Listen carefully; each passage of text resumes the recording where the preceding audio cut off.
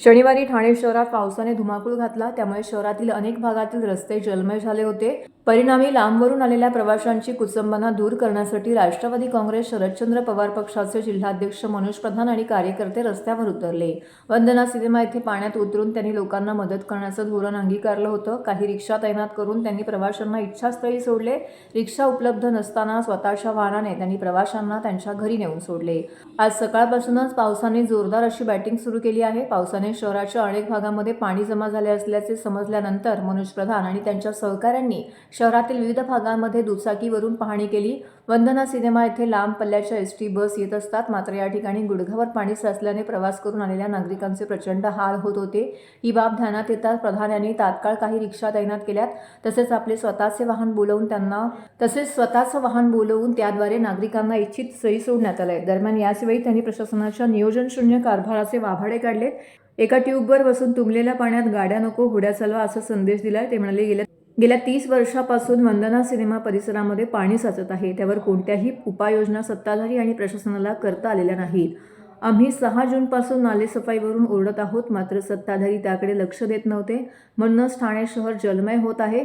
आता नागरिकांनीच लक्ष देऊन आपण कोणाला निवडून देतोय याचे आत्मपरीक्षण करण्याची गरज आहे, असे सांगितले. यावेळी मकसूद खान, विश्वास चव्हाण, प्रवीण कडलक, संदेश गमरे कार्यकर्ते उपस्थित होते.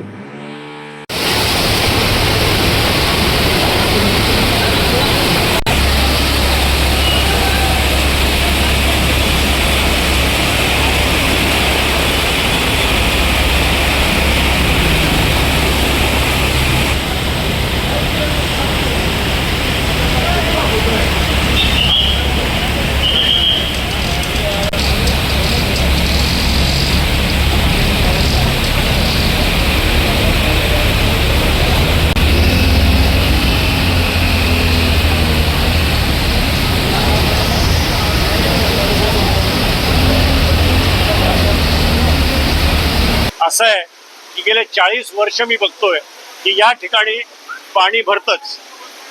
महानगरपालिका गेले कित्येक दिवस सांगते की 10 कोटी रुपये आम्ही दिलेत आणि सगळे नाल्याची सफाई झाली. मी 1 जून पासून सांगतोय की नाले सफाई झाली नाहीये, फिरा, रस्त्यावर उतरा, नाले बघा, कोणी आलं नाही. आता महापौर महोदया 3-4 दिवसापूर्वी नाले सफाईला उतरलेले आहे. आज पहिल्याच पावसाची हालत बघताय ते तुमच्या सगळ्यांसमोर आहे. आम्ही मुद्दामून राष्ट्रवादीचे कार्यकर्ते घेऊन या ठिकाणी आलो, तर काय एसटी स्टँडवर म्हातारे उतरतायत, सिनियर सिटीजन्स उतरतायत, स्टुडंट्स उतरतायत आणि घरी जायची त्यांची सोय नाही. म्हणून कुठेतरी रिक्षा थांबवायच्या, त्यांना बसवून द्यायचं, ते सुखरूप घरी पोचतील ही सोय आम्ही करायचा प्रयत्न करतोय. तसंच या रस्त्यावर खड्डे आहेत, इथे उभा राहिल्यावर आम्हाला कळतंय की खड्डे कुठे आहेत. ते जे 2 व्हीलरवर जात आहेत त्यांना सांगायचा प्रयत्न करतोय की या ठिकाणी खड्डा आहे, बाजूनी जा. अशा प्रकारची मदत करायचा प्रयत्न आम्ही करतो.